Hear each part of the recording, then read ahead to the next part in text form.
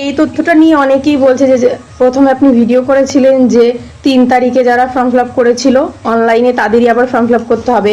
এখন আবার video post করছেন যে সবাইকেই অনলাইনে ফর্ম ফিল আপ করতে হবে যারা টাকা পেয়েও গেছিল। তো এই বিষয়ে আপনার কি মতামত? প্রচুর কমেন্ট আসছে যে আপনার ভিডিও আগেও দেখেছি এক কথা বলছেন, আবার অন্য ভিডিওতে আরেক কথা বলছেন। তাদের মাথায় মানে গুলিয়ে গেছে যে কি কোনটা সঠিক তারা বুঝতেই পাচ্ছেন না।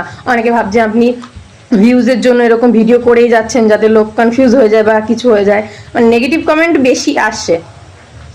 তো এই সম্বন্ধে আপনি কি বলবেন? ব্যাপারটা হচ্ছে যে সত্যি আমি নিজেই কনফিউজড যে কখন কোন তথ্য আমরা জানতে পারছি, সেটাই শুধুমাত্র আপনাদের সঙ্গে শেয়ার করার চেষ্টা করছি। এবার আপনারা নিজেরাও ভালো করে জানেন যে এক এক সময় এক এক রকম তথ্য আপনাদের সামনেও আসছে, সেই তথ্যটাই আমি কিন্তু তুলে ধরার চেষ্টা করেছি। যাই হোক, ব্যাপারটা হচ্ছে যে কিছু তথ্য হয়তো মিস্টেক হয়েছে। ব্যাপারটা হচ্ছে 3 তারিখে যারা অনলাইন করেছিল সে তখন পোর্টাল ছিল আলাদা, এখন পোর্টাল আলাদা।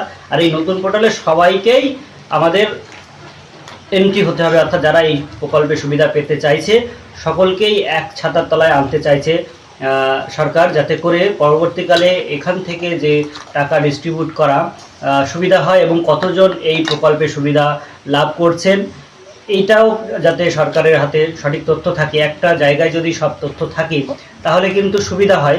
কিছু টেকনিক্যাল ফল্টের কারণে 3 তারিখের থেকে 5 তারিখ পর্যন্ত যে ফর্ম ফিল আপ হয়েছিল সেগুলোকে ক্যান্সেল করা হয়েছে, তাদেরকে পুনরায় অনলাইন ফিল আপ করতে বলা হয়েছে।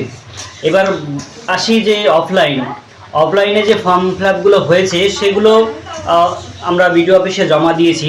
সেগুলো কিন্তু ডিজিটাইজ করা বা এন্ট্রি করা সেটা সম্পূর্ণভাবে বিডিও অফিসের দায়িত্ব ছিল। কিন্তু আপনারা সকলেই জানেন যে বর্তমান বিভিন্ন বিডিও অফিসের যা অবস্থা, স্থায়ী কর্মচারীর অভাব, সেক্ষেত্রে কিন্তু ওই যে অল্প সংখ্যক কর্মচারী দিয়ে এই ডাটা এন্ট্রি করা বা অনলাইনের কাজটা করা, অর্থাৎ সমস্ত তথ্যগুলোকে একটি পোর্টালের মধ্যে আনা বা একটি জায়গায় একত্রিত করা, সেই কাজটা করতে যে পরিমাণ বিডিও অফিসে ফর্ম জমা করেছে তাতে করে তাদের হয়তো তারা করবে, কিন্তু কতটা সময় লাগবে সেটা আপনি ভালো করেই বুঝতে পারছেন।